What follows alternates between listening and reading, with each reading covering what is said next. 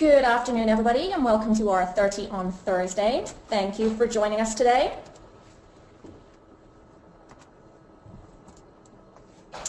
So for those who are joining us for the first time, our 30 on 30 series is a bi-weekly 30-minute SharePoint webinar series where we discuss all and anything SharePoint. Our next webinar will be 2 weeks today, June 12th, and our topic will be invoice processing with SharePoint. For a full schedule, you can visit us at sharepoint.protiviti.com/webinars. We always have a good selection of training classes coming up. There are webinars as well as afternoon trainings. I believe there are 3 afternoons in a row. So take a look at those here, and also you can have a look at those on our website, sharepoint.protiviti.com/training.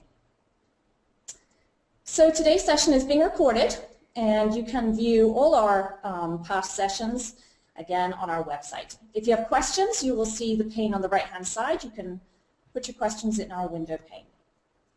So back to today. Today's topic is keeping SharePoint always on, and I'm joined here today by Liam Cleary, who works here at Protiviti with us. He is a SharePoint MVP, and I will hand over to him. Let's get started. Cool. Well, glad everybody joined. We'll go through the agenda of some things that we're going to cover today. What I want to talk about first is what I refer to as a baseline. So when we come to talk about SharePoint and implementing it from a performance and resilience, we need to understand what the baseline is that we're trying to achieve. We'll talk about network, how that plays into that, also the kind of infrastructure, server specifications, and then some kind of tweaks and some final thoughts based on our experience of launching public-facing sites, intranet sites, and extranet sites.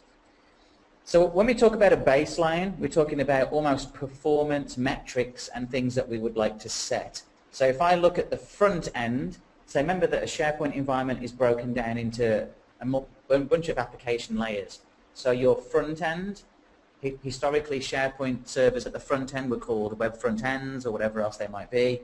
But basically the front end is anything that is surfaced to the business user. So for the front end servers, we need to look at a certain allocation of memory, CPU usage, disk I/O, and also concurrent connections. And I want to kind of focus on concurrent connections because this one's always an interesting one for me, where everybody wants to launch a fantastic SharePoint site. They want it to be the fastest one ever, and they want 1 million people to be able to access the page and have it respond instantaneously. And that's just not going to happen. Unless you have such a vast infrastructure, realistically, depending on your user base, you're really only going to be able to handle between 150 and 250 concurrent users. Now, obviously, the overall amount of users that can access the site is very different to concurrent connections. And of course, what the individual users are doing at the site is also very different. If it's a public-facing site where it's read-only content, then of course SharePoint's going to serve those pages up very quickly. If it's an intranet or an extranet where you're doing full collaboration, then your concurrent connections will go down based on everybody trying to access physical files and stream them from the database. So what we should be looking at for our front-end servers is between 50% or so memory utilization, and up to that for the CPU usage. Now obviously the disk access is very important. Putting in slow disks into servers is not going to help. So obviously the faster disk I/O that you have is going to help in the SharePoint world. But obviously SharePoint's not just the front end. There's a whole bunch of servers in the back end also to do with SQL Server and the application servers. This is where your memory and CPU are really going to be about the same. But from your disk I/O, you can look at very specific counters to see the performance. But from a SQL side, this is really what it's all about. SharePoint really is SQL Server. The SharePoint piece is just the web services, the web application, but really everything is in SQL Server. And this is where we should be looking for the concurrent connections, where we should be looking at SQL blocking, and also fragmentation of the database files. And also, what we should be looking at is the growth. The SQL databases for SharePoint 2013 can grow exponentially. So, for example, just this morning, in one of our development environments, the usage log and database had grown to 70 gig in size. Now bear in mind it's a development machine, but it grows and grows and grows, and often we find that it's configuration for the usage that just bloats all the databases. So that's definitely something to look at. But we can use specific counters to look for the SQL block-in, and an acceptable range for the block length is really less than 1 per second. And you will get blocks. Just at the way that SharePoint's built, it requires that kind of functionality. So now you've spec'd out your servers, you've got them built out. Realistically, lots of the errors and issues that we see can be down to network latency. So what's the use case? Well, we have 3 different use cases for network functionality. One is the server, which is to receive and to process the initial request. So that means you come in the morning, you open your laptop, you type in HTTP SharePoint, and it's going to go through your DNS, it's going to validate it, the IP address it goes to, it's going to throw it to the SharePoint server, and the server's going to have to respond at that point. And as you've probably all seen in the SharePoint world, if you're often the very first person in the office, SharePoint can be sometimes unbelievably slow if you're not doing warm-up scripts, because the just-in-time compile process has to load all those pieces so IIS can then cache and respond to everything. So our first use case is how long does it take to receive and process that request. Then the second piece is how long does it take to process that request and then transfer that back to you. And then the third one is how long does it take for the client to render that information. So realistically, 2 different scenarios, the server side and the client side.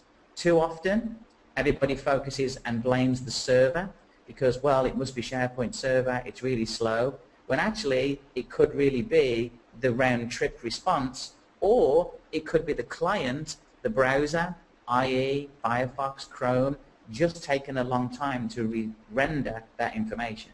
So don't always assume that it's the server. It could be any of those. Bandwidth is a big one also. The less the bandwidth, obviously the slower the performance is going to be. And this really is about the amount of data that can be sent through the wire. If you're still utilizing old 10 meg connections or modem connections, or you've got slow DSL or whatever it might be, then obviously you can't expect super fast responses. Even though you may have done all the best thing in the world to make your pages nice and skinny, bandwidth will be the issue for you here. Realistically, in an office with a minimum of 100 meg connection to the desktops, and obviously in some environments up to a gig connectivity, there really should be no issue, and the bandwidth should be high enough to get the fastest response possible. And then of course latency is something that no one really often checks, and this is the time taken to travel from the source to the destination and back. And depending on the types of connectivity, so for example, if you're connecting over a satellite connection, then latency comes into play. Because even though it could be the same speed that you may get in the office, the latency, because it's going to take twice as long to get backwards and forwards, you'll then start to see, and then we see people blame the SharePoint environment for that, when actually it's bandwidth and latency. So from the network side, what can we do? Well, we can test the ping access. And what I mean by that is not just open up a command window and type ping and then type the DNS entry for the server, because that doesn't really achieve anything. That just tells me that when I ping from my machine to the SharePoint environment, the time it takes in milliseconds to come back and do a round trip via all the network switches and routers and hubs that it may have to go through. What I'm talking about here is using a specific mechanism that will allow us to ping almost a response back. And this can be done using PowerShell. So in the example here, I have the PowerShell running on my machine. I initiate the test ping request. It's going to go and hit all the way through the network switches. It will hit SharePoint, and then SharePoint will then turn around in response. So for example, I ping my blog site, so blog.helloitsliam.com, and it then returns back an average response time and then a maximum response time based on it polling that connectivity back. So my blog site is hosted in the cloud, and to get a 58 millisecond response is actually pretty good. But obviously it does tell me that it could bloat out to 144, or if I was doing something significant, it could be even more.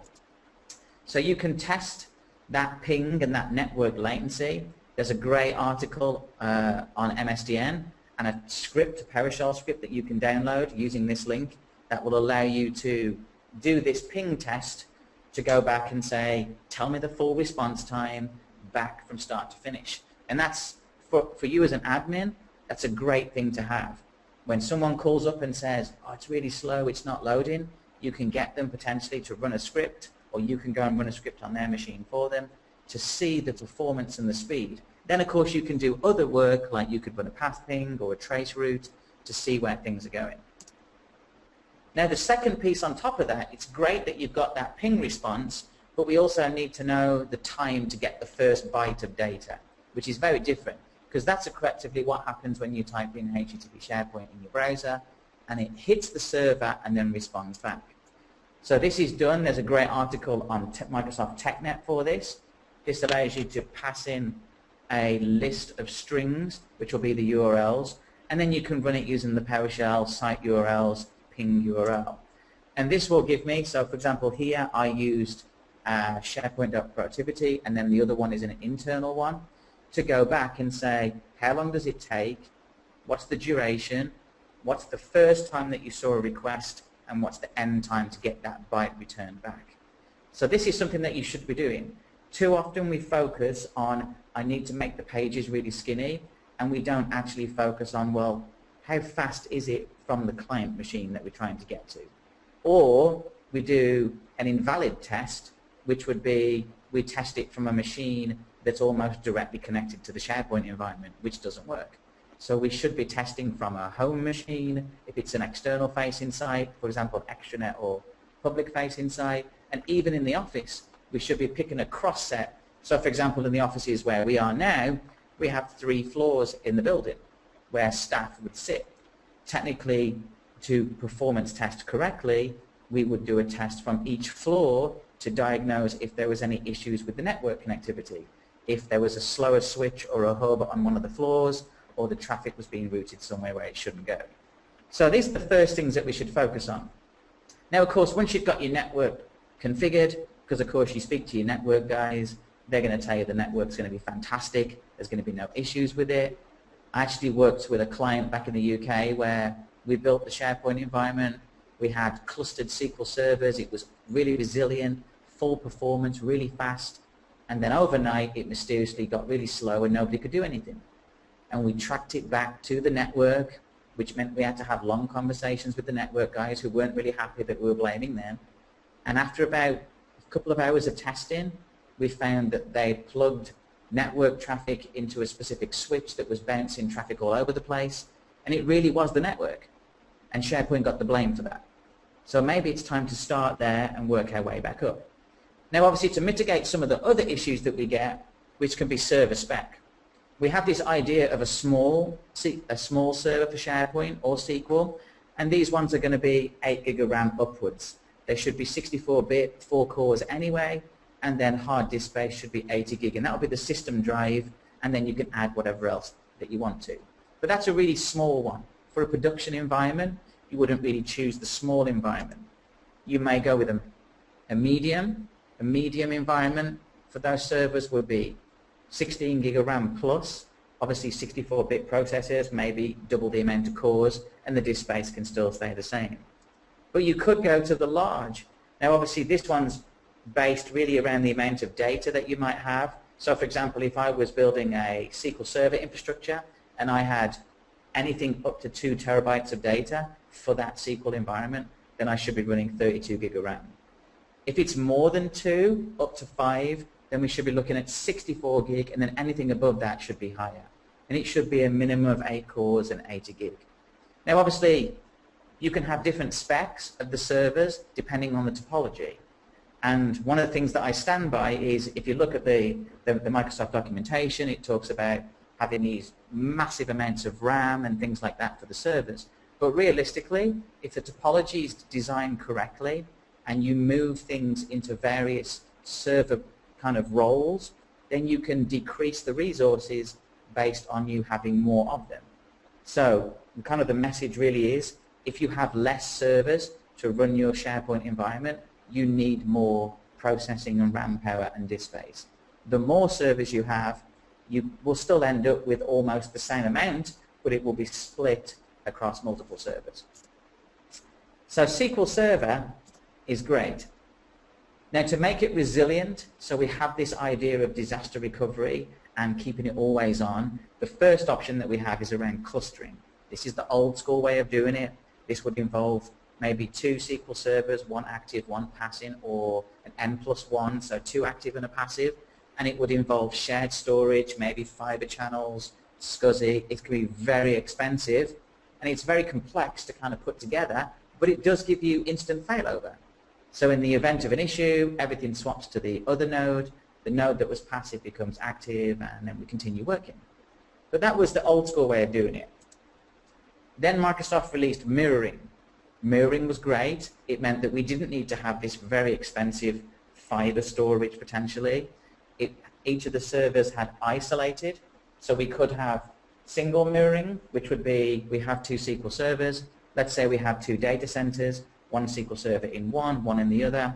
We mirror the content over, separate storage on each side, and then you basically just use snapshots to keep things up to date. Now we could go more advanced and go with mirroring with a witness server. The witness server would act as almost the broker to determine which SQL server it was supposed to go to. Things aren't really grouped, they're kind of almost independent of each other, and there is a massive reliance on the snapshots going from one side to another. Log shipping was the next one. This can be very complicated, having multiple servers, moving them around. The databases are technically unusable in the other side until the recovery state and logs have been applied and updated. But this is one that's been used multiple times. But then more recently, Microsoft introduced the always-on approach, which allows very much a mix of all of the above.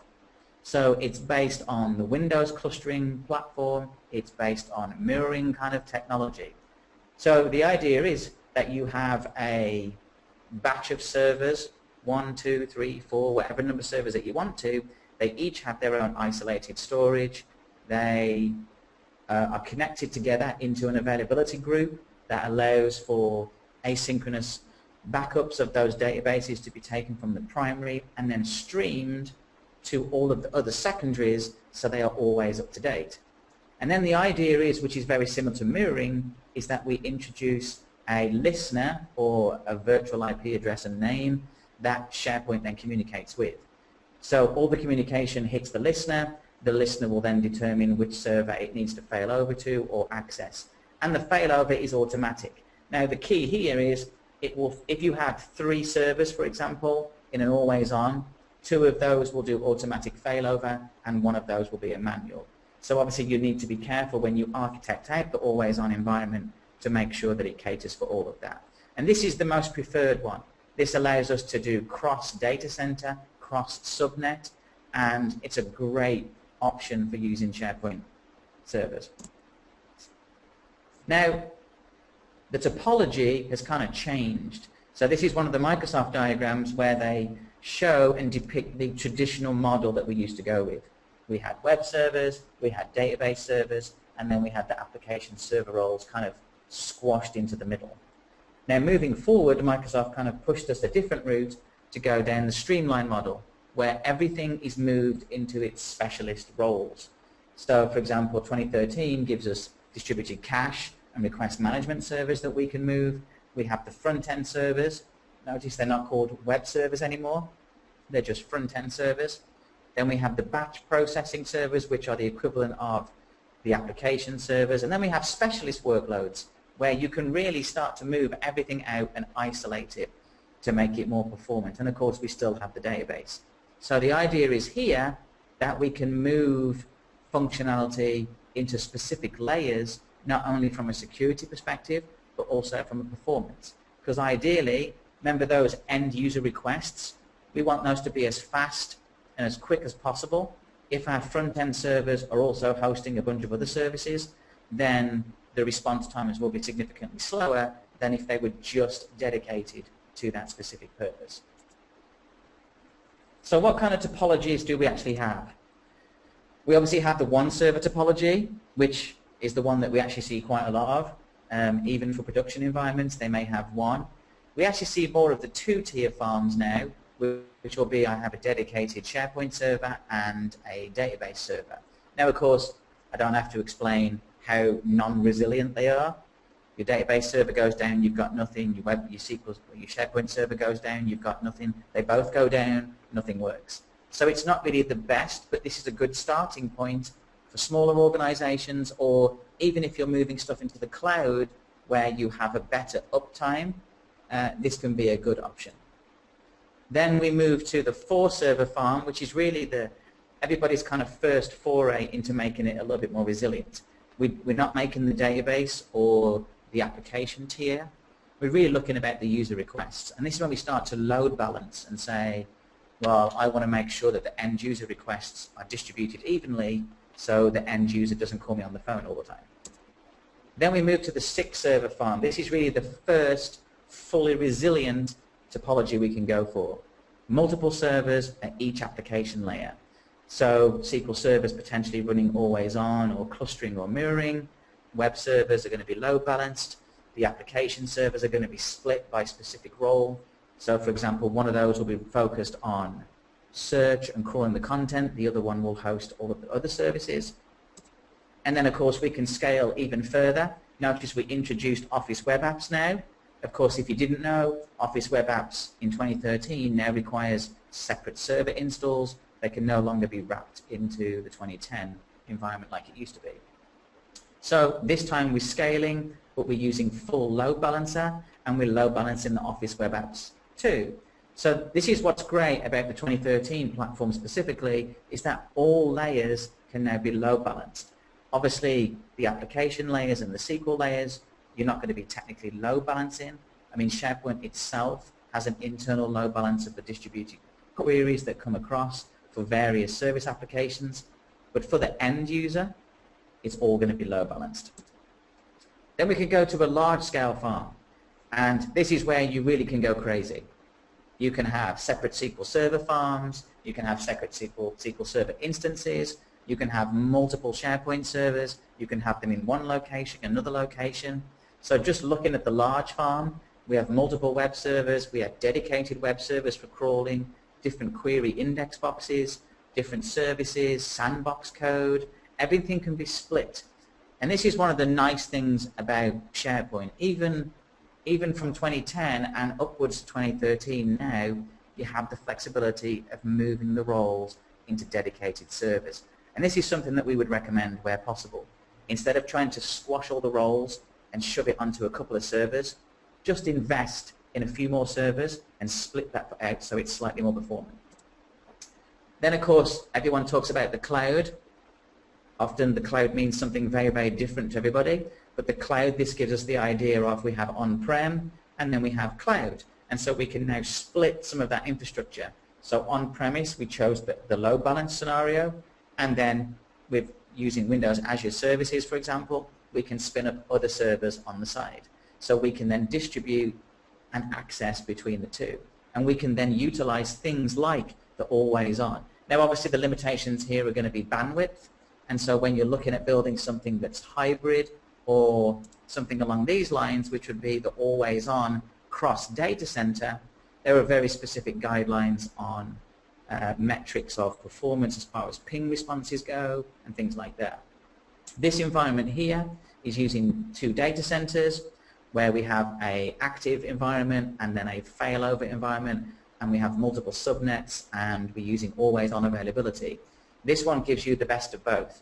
Now obviously between the 2 data centers you need to have a really fast millisecond response time, and you need to be looking about a gig of bandwidth between those 2 environments. But this will give you the ultimate resilience. Instant failover, cross data center, cross application layer, cross SQL Server.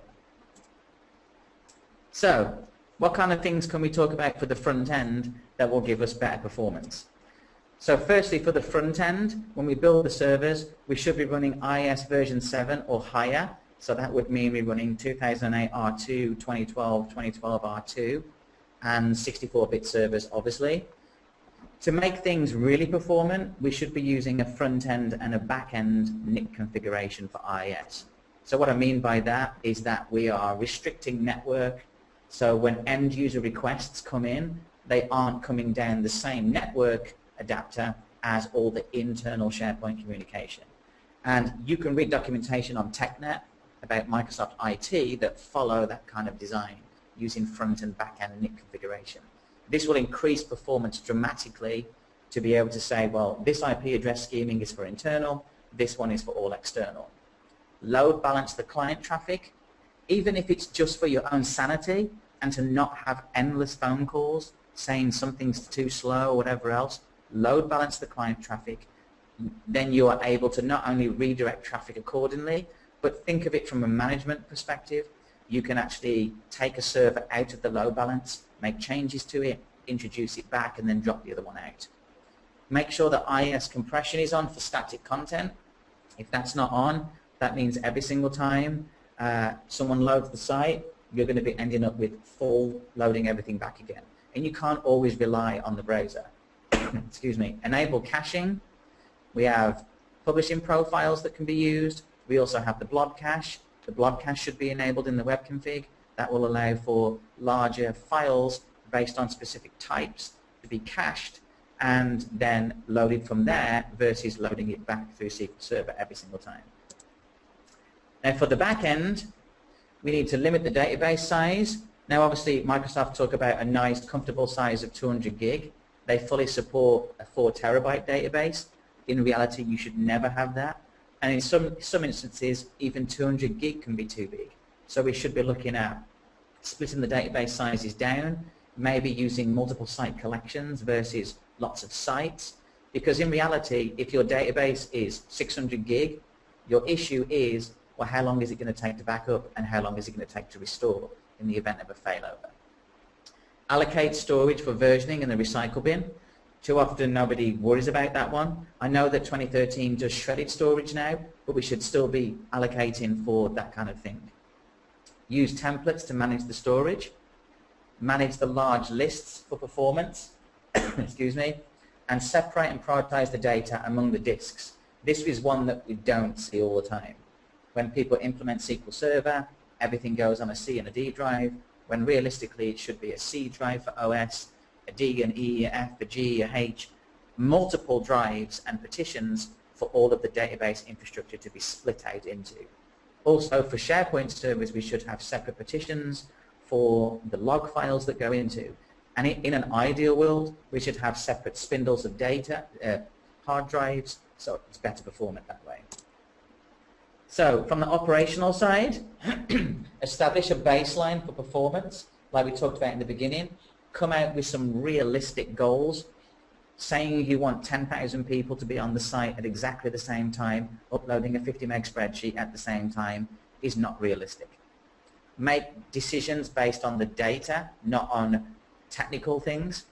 Simplify the topology. Stop making it so complicated. Simplifying it doesn't mean shoving it all on one server. It means identifying the roles and the layers and making sure that everything's configured accordingly. Standardize your environment configuration. Go back over it, look at it again, do audits of the system, and don't have you guys do it. Have somebody else do the audit for you. If you built it, have somebody else look at it. Investigate upstream and downstream issues which would come from the network, run fiddler traces, Wireshark, network traces to find out what might be causing it. And then of course, the most important thing is to monitor the aspects of the environment using System Center, or you can use this script on TechNet to actually go through and run a PowerShell script that will audit the environment. So, we'll turn the time to any questions that people have.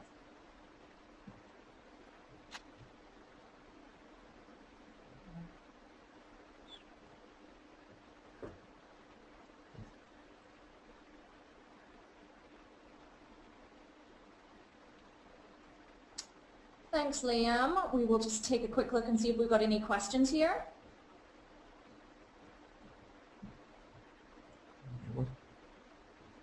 Okay, so one of the questions was, what's your favorite recommended warm-up script?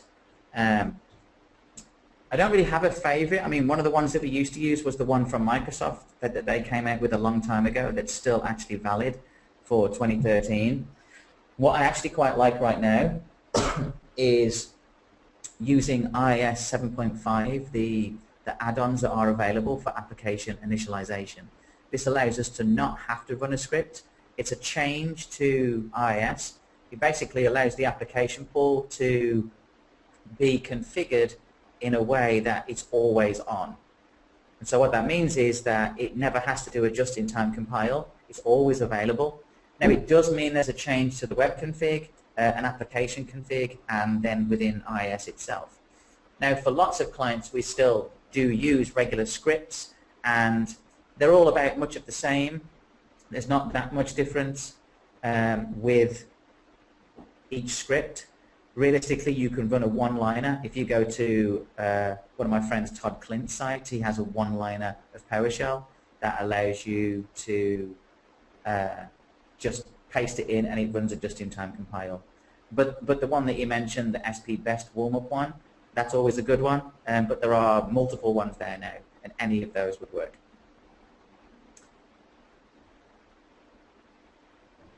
For Antonio, for the ping script, the question was, does the ping script work if it's been disabled on a server, the actual ping one?